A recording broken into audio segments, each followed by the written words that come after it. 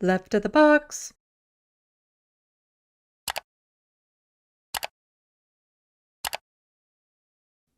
But there's another thing, another big thing that happened while he was in power. A lot of people don't necessarily know about. So Terrell Tailfeathers says, one of the things I will always remember about Brian Mulroney is this picture, and that he sent just as many troops, if not more, to Oka than he did to the 1990 Gulf War. Qui? Qu'est-ce que c'est? What is this? The Oka crisis happened under his watch. He sent military troops in to suppress a protest. That protest was Indigenous peoples not wanting their gravesite to be put under a golf course. They didn't want it to be paved over by a golf course. So a little bit more about this. The Oka crisis. There is this 5-minute video about it.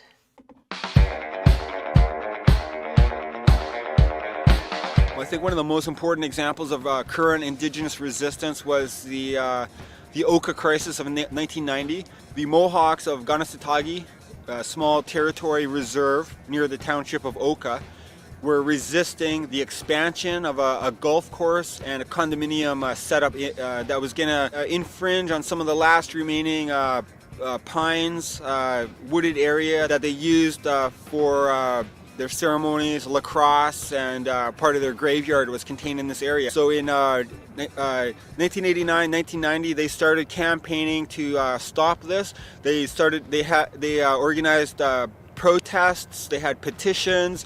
They went to city council in Oka to try to stop this expansion, and the city was just arrogant and just would not listen to the people. They began a blockade of a small dirt road in the pines in Ganasatagi, and they maintained this little blockade for a few months.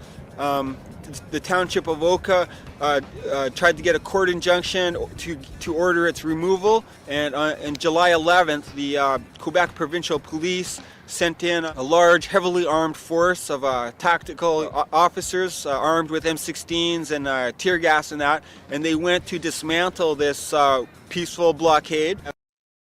So just try to understand. Canada sent in the military to try to get rid of a peaceful blockade. That might sound shocking, but they've done that more recently. Because you have what's happening in the Wet'suwet'en area in BC, where you have protesters trying to block an oil pipeline being put across their land, and Canada also sent in military to try to take them down. Canada has a very bad habit of doing this when it comes to Indigenous peoples trying to protect their land.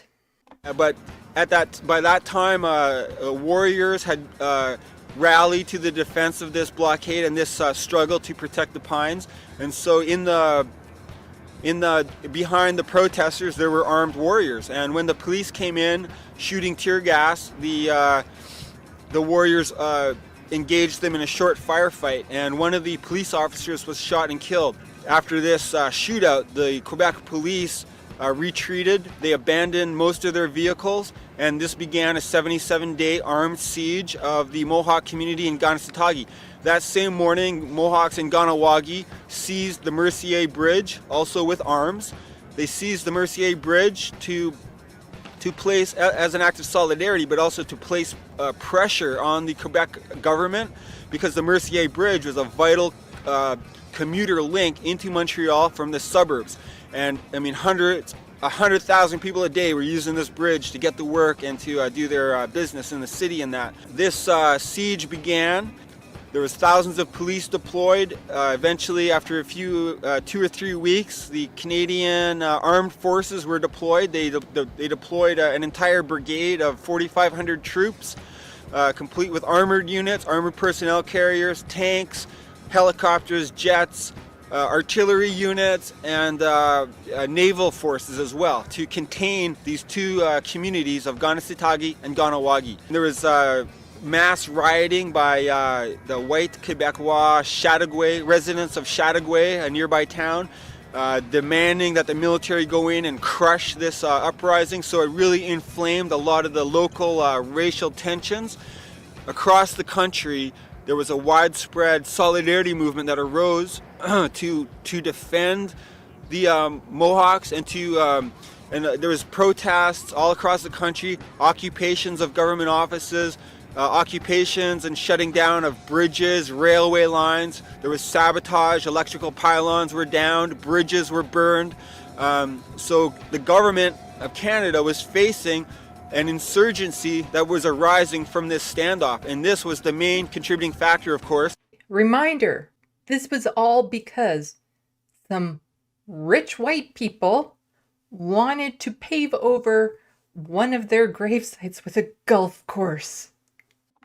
That limited the military violence by the government. And the 77-day siege ended when the armed Mohawks burned their weapons and walked out of the final area that they had been contained in. But they refused to surrender, and they got into clashes with the military and the police as they tried to enter this area. But that was the ending of the 77-day siege. Something like 30 or 40 of these people were later acquitted on the grounds of self-defense in court. And the golf course and the condominium project were never expanded. So the Mohawks were victorious. And not only were they victorious in their local struggle, but they helped inspire Indigenous resistance and set the tone for Indigenous resistance throughout the rest of the decade of the 1990s and even up to this day.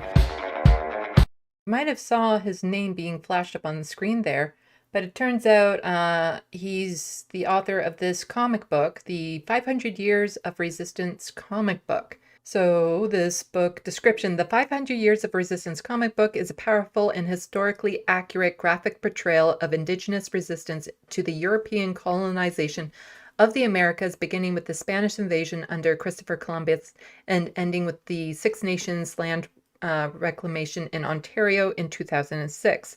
Gord Hill spent 2 years unearthing images and researching historical information to create the 500 Years of Resistance comic book, which presents the story of Aboriginal resistance in far-reaching format. Sounds like a very interesting comic book that I really kind of want to get my hands on. So just some more images from that event and people making comments. Hearing news Canada's former Prime Minister Brian Mulroney is dead. He will forever be remembered by Indigenous people as the monster who was Prime Minister when Canada deployed the largest military force ever to confront Indigenous people in the history of North America. For some of us Indigenous people who lived through the 1990, the Oka crisis created a wound on our souls that never healed. It created a fear that Canada would again one day deploy its military against Indigenous people. If the Canadian Army massacred the Mohawks during the Oka crisis of 1990, it would not have ended the crisis. Oka affected every Indigenous person alive back in 1990. There were Indigenous protests across Canada, even Indigenous people as far as south as Mexico went to Oka.